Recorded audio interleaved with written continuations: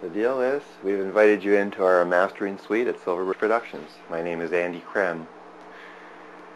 Tell me a little bit about the process, Andy. What are you doing here? Okay, we are the place that is the intermediary between your studio mixes and your final CD.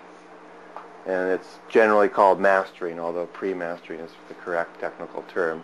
And what happens is, in the studio, an engineer and producer group are mixing their individual tracks, and they may be working from 2 hours to 8 hours on each single track. They might be doing it over 2 weeks. They might be doing it over 2 months, 2 years.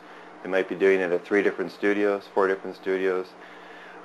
They may have a different drummer one session and the other session a different one. So what happens is you have a whole bunch of different mixes that make up the album, but they may sound quite different.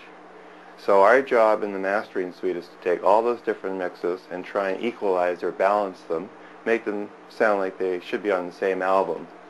And a lot of the mastering work is enhancing, whereas we sort of make it a little bigger, a little more brightness, a little more sparkle, a little better bottom end.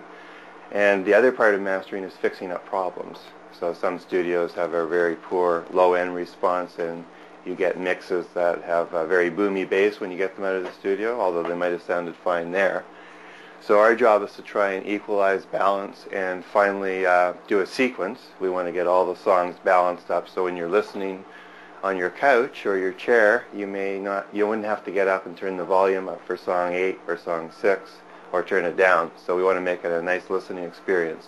So we're involved in finishing the whole album up, making sure it sounds sonically balanced within reason, making sure the volumes are good, and fixing up any problems like clicks or pops or microphone pops. And another part of what we do is editing. We can take a chorus from one part of a song and put it over another part. If the third chorus isn't satisfactory, you might copy the second chorus. There's a lot of digital tricks that go on in the studio that a lot of musicians and consumers are not aware of, and they all have to do with digital editing workstations like this. You're going to give us a little demonstration then? Well, what I will show you a couple different things. Now, this is a group called Fallacy Flow. They're an independent group, and they have graciously consented to let their works appear on your show. Now, the first thing we do with a pop album is to check the bottom end out, because generally, almost always, these are boomy. Bottom ends are boomy.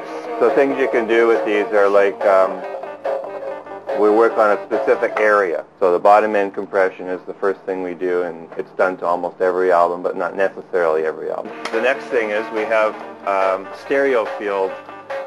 We can actually mess around with the stereo field usually in a positive way, because a $500,000 album will have a big, huge sound. It'll be very wide. It'll be, it'll have a deep sound. And I will not even attempt to demonstrate this because you're listening in mono. So, but just for fun, this is the, if you can see on the screen, there's these little waves, and we're basically widening the stereo field, changing the frequencies around, just making it bigger. And there's 2 different ones that we have. This one also helps the stereo field. And again, I'm not going to demonstrate that because I can't. And now, here's another one. And this is a volume raiser. You've noticed that, all you indie artists have noticed that if you play an unmastered album against a major label album in a CD carousel, you will notice that the volume of the unmastered album is quite a bit quieter, maybe 10%, maybe 15% even. It sounds very weak. And even if it's a good recording, it still sounds weak, because volume is one of the big differentiators in terms of what makes people think things sound good. So that's why people like to turn up their volume. But what we do here is we raise the volume digitally so that when you put it on your turntable, it sounds as loud as any major label CD. And that's what this one does. You hear the difference right now. Off. This is the unmastered version. This is the mastered version. So it's quite a difference. And then we'll get into some equalization, which people say, oh, give me a little more sparkle. What they simply mean is adding some top end. So I hope you can hear a little bit of that. And there's different frequencies we'll add depending on the album.